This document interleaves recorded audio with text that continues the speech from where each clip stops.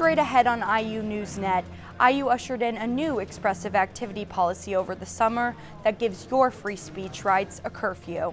There's already a legal challenge. We'll have campus reaction. I'm Shelby Brown. Have you noticed it's a struggle to get almost anywhere around Bloomington? Construction zones are everywhere, so buckle up because it's going to be a bumpy ride. And an IU alum had to relearn how to live after a traumatic brain injury that put him in a dark place. We'll show you how he got his memory and his life back.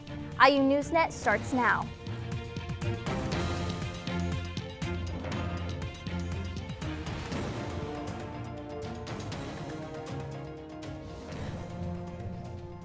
Welcome to our first IU NewsNet of the new semester. I'm Caroline Geib. And I'm Grace Marocco. We have a developing news about an investigation into sexual allegations involving a former contracted physician for IU athletic teams. A former IU men's basketball player has come forward with claims that Dr. Bomba Sr. subjected him and other teammates to inappropriate prostate and rectal exams during mandatory physicals. Bomba worked as the IU physician for all sports teams from 1962 to 1970.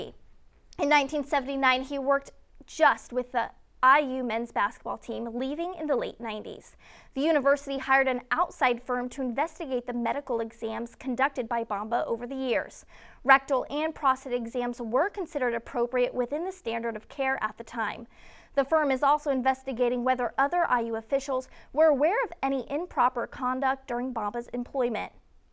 IU has established a hotline for anyone with allegations to come forward. IU has put up some significant guardrails on expressive activity following the protests in Dunn Meadow last semester. And now IU has been named the second worst public university for free speech in the country, according to an advocacy group called the Foundation for Individual Rights and Expression. Under the new policy, even peaceful protest at IU now has a curfew. The sample gates after dark, illuminated with only the flame of candles and the sound of quiet protest. Protesters held vigils the past 3 Sundays to mourn what they call a blow to their First Amendment right to free speech. To have a policy like this is to fly in the face of the very mission of IU. What happened in Dunn Meadow last April and May? Encampments, prolonged protests, and clash with police. Free, free Palestine! Free, free Palestine! Free, free Palestine! Ended in a new and controversial expressive activity policy. In other words, if I can't express myself freely outside of a classroom, I am going to be very chilled within a classroom as a professor. And if you as a student can't express yourself freely outside of a classroom on campus, you're going to be chilled in your expression in the classroom. The new policy limits expressive activity to the hours between 6 in the morning to 11 at night. It also bans camping at any time of the day on campus and requires signs and temporary structures like tents to be approved at least 10 days in advance by IU. But not everyone thinks the policy goes too far. Last year running events, I felt like sometimes there was like a lot of wishy-washiness, like confusion, and you didn't really know what you could or couldn't do. And I feel like that's laid out very clearly now for people. The last 3 late-night vigils intentionally began just before 11 p.m. and went several hours after in violation of the policy. There's no reason why people shouldn't be allowed to protest a genocide in any hour of the day. And these professors and these faculty members and these community members are coming together to speak out against what the university is doing. For IU NewsNet, I'm Caroline Geib. 14 of the vigil protesters have been reported to IU for the violation of the expressive activity curfew. That includes 13 faculty members and 1 student. Now, the American Civil Liberties Union has filed suit on behalf of 10 plaintiffs challenging the new policy. The ACLU argues that the expressive activity policy is overly broad and violates the First Amendment. The lawsuit maintains that the punishments for violating the policy, even if the protest is peaceful, are overly harsh. Those punishments include potential suspension and expulsion for students, and even termination for staff and faculty or denial of tenure. If any one of us was to wear a t-shirt supporting a cause at 11:15 p.m. while walking through any piece of property owned by Indiana University, we would be violating the policy. The ACLU is currently filing an injunction in U.S. District Court. This could potentially put IU's expressive use policy on hold as the case moves through the legal system. And a new challenge to free speech inside the classroom comes in the form of a state law that can affect tenure and job security for faculty. SEA 202 requires professors to promote intellectual diversity in their classes, including a wider range of political perspectives. It allows students to report professors who don't. A group of concerned faculty has formed what they are calling the Protect IU from 202 campaign. What they want is for IU leadership to promise not to terminate staff based on perceptions about intellectual diversity. The public area best known for free speech on campus, Dunn Meadow, is off limits, surrounded by a chain-link fence.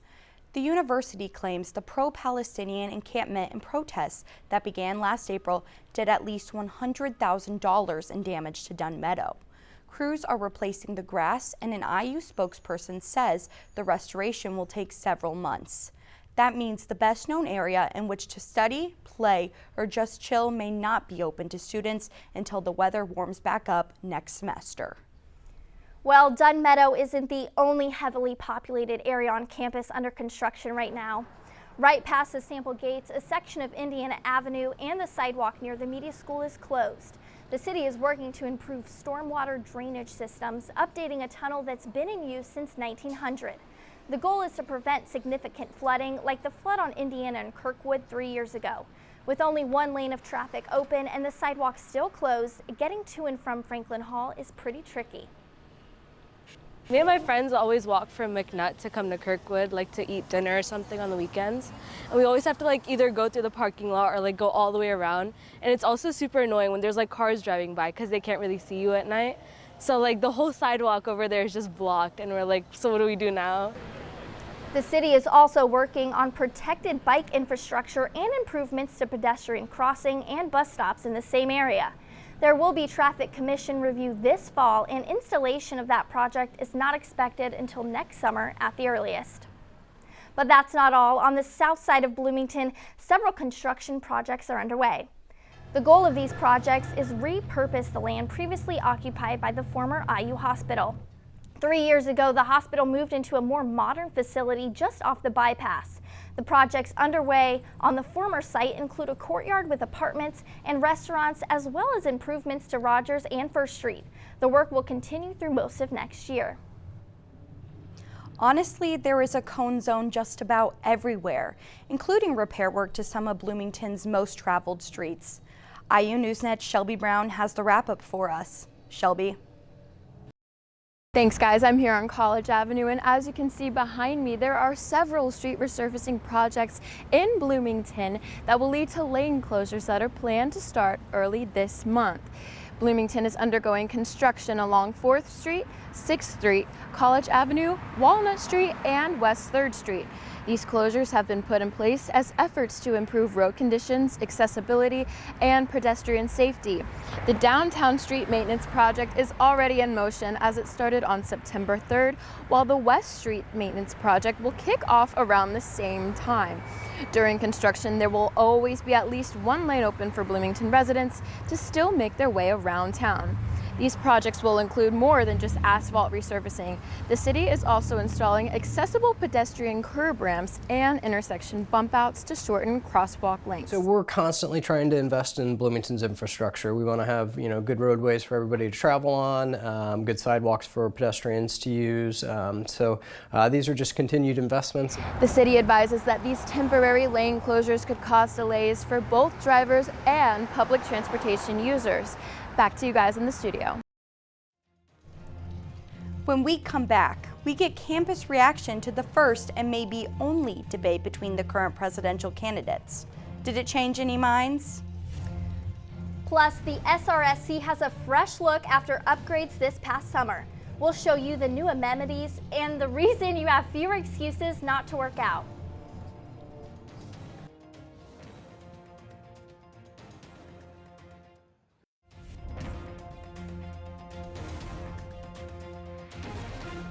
As September kicks off Suicide Prevention Month, we're dialing in on the story of one New Albany man's miraculous recovery. After being hit by a car and dealing with depression, he's now ready to share his story with the world through his new book. Cameron Fathour is considered a miracle by everyone. Everyone except for himself. It's a miracle for everyone else, but not for me, because I don't remember it. When he was 17, Fathour was hit by a car while riding his longboard. It sounded like a gunshot. It was so, it was just so loud. What followed was a 2.5-week coma and a traumatic brain injury. I woke up and had to relearn just about everything. His doctors say he lost a third of his skull in the accident, along with countless memories, including those of his fiancée, Chelsea. I was predicted vegetable the rest of my life, or if I did wake up, I'd have the mental capacity of a young child for the rest of my life. But incredibly, the prognosis did not come to pass.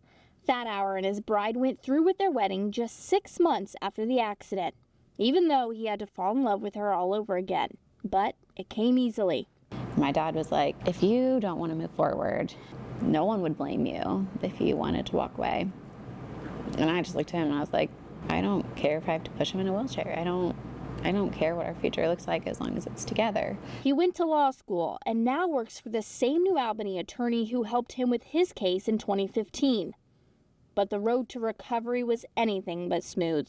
I was so depressed and suicidal that I really feel like I experienced the Lord's mercy in my life. Cameron says family and faith got him through the depths of his depression. For me, accepting that this happened to me, accepting that this is what I've gone through, is what empowered me to get better.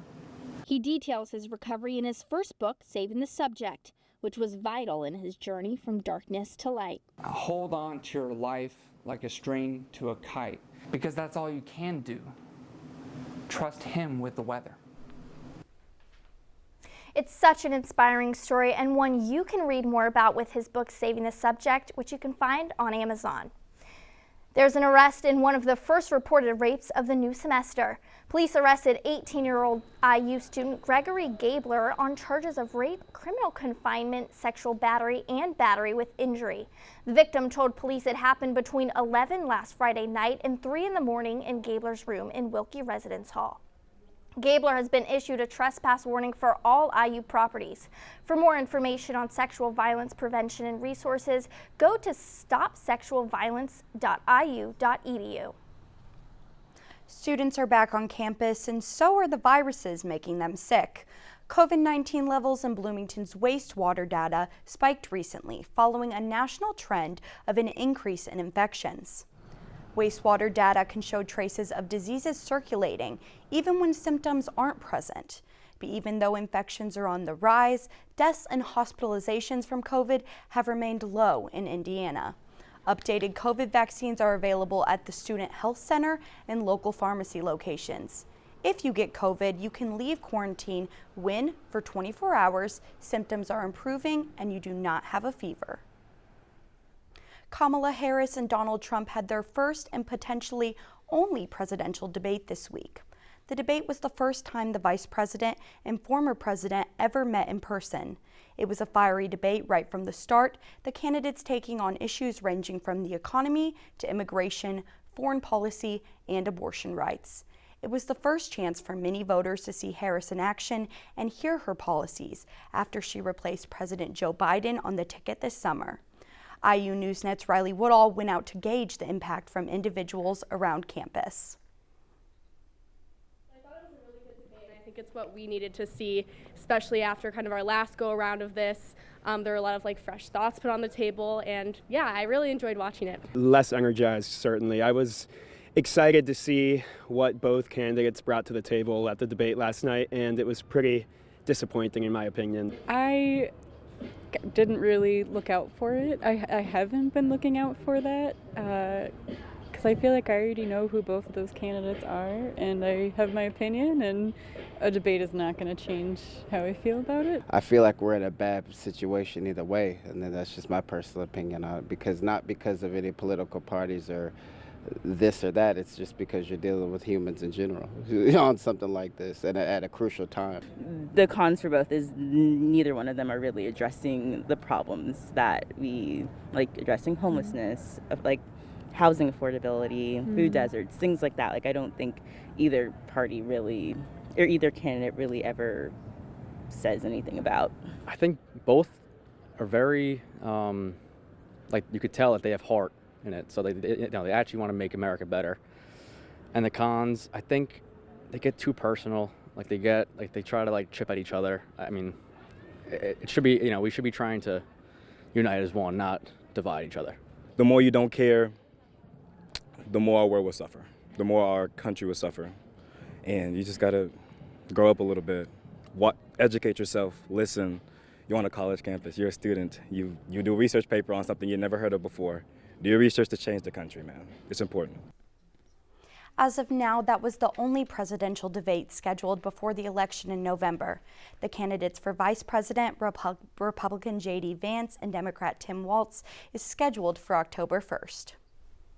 And the Student Recreational Sports Center has an all-new look after numerous renovations this past summer.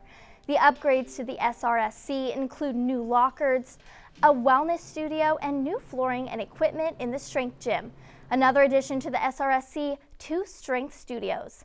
The studios, which are converted racquetball courts, offer students a personal and secluded space for their workouts. It is a great space. People are very nice and very kind, but for newcomers it can be a very nerve-wracking experience. So just having that space is just a lot nicer, and it makes you feel more secure in your own abilities to go to the gym and just work out. If you're looking to try out these new spaces, visit recsports.indiana.edu for the SRSC's fall hours. And some good news for Bloomington's economy, as a $16 million grant is awarded from the Lilly Endowment, Inc. The city of Bloomington and officials from IU gathered at the mill to celebrate the $16 million grant that has been gifted to the IU Foundation. The goal for this funding is to accelerate opportunities and economic growth within Bloomington, as well as 11 more surrounding counties in Indiana. It will also help expand the capacity of the mill, by which connects entrepreneurs with the trade district. The money's really important, no doubt about it. It's going to have a huge impact on our ability to accelerate the development of the district. But these working groups really solidify the collaboration and the partnership. Due to this grant, officials expect the initiatives of the trade district to extend beyond Bloomington. IU is going green, or at least trying to. Single-use containers are making their way out of certain dining halls on campus. IU started renting reusable containers to students at Collins Eatery last year, and the program has now expanded to Reed Eatery. To get started, students must enroll at reusepass.com and save their custom QR code. From there, students can get their QR code scanned each time they borrow a container. Students have 3 days to return their empty containers to the collection bins located at Collins and Reed. If returned late, students will be subject to a late fee. I do it occasionally. It kind of just depends on what my plan is for the day. But I think they're a really good idea and a good project. There are currently no plans in place to expand this program to other dining halls on campus. Women's soccer is off to a fast start this season. They're undefeated and will start Big Ten play this week. Plus, IU football set a new school record this weekend. But are they really as strong as the numbers suggest? IU NewsNet Sports is coming up next.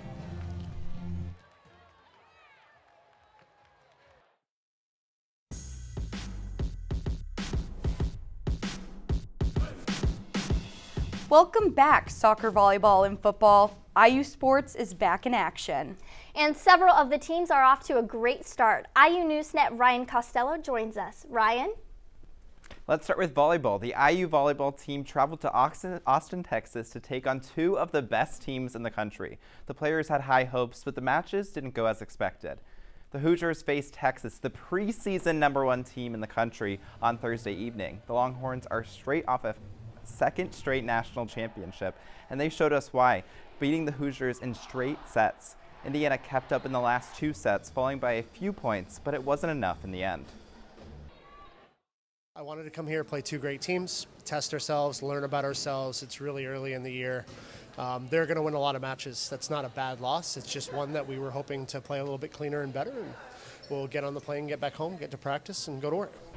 And it won't get any easier for the Hoosiers as they prepare for Big Ten play. The league features 7 teams currently ranked in the top 25. But first, the Hoosiers will host Chicago State, Southern Indiana, Ball State this weekend for the Indiana Invitational. Indiana football made some school history while blowing out Western Illinois 77-3. From the get-go, the Hoosiers were on fire. Indiana scored on their first offensive drive via wide receiver Anderson Colby's 38-yard touchdown from quarterback Cordis Rourke. By the time Western Illinois got their first down, the Hoosiers were already up 42-0. The only points the Leathernecks had in this one came on a field goal with 30 seconds left in the first half. Indiana ended the game with 77 points, which is the most in program history. But head coach Curt Cignetti is not reading too much into this win and focusing on playing each game one step at a time. We just play them. You show us the schedule, we play them. I get them ready to play, put them in the best positions. Me and the staff try and get them to play as well as they can on game day.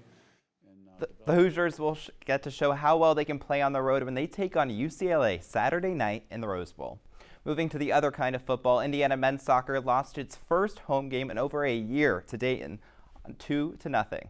Dayton got off to a quick start in this one by scoring a goal in the 18th minute to give them a 1-0 lead.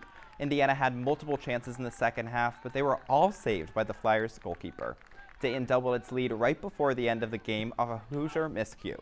Indiana will now look to get back on track as they head into Big Ten play on Friday at Rutgers. Indiana women's soccer continued its hot start to the season by dominating Division III Lawrence 9-0 on Senior Day.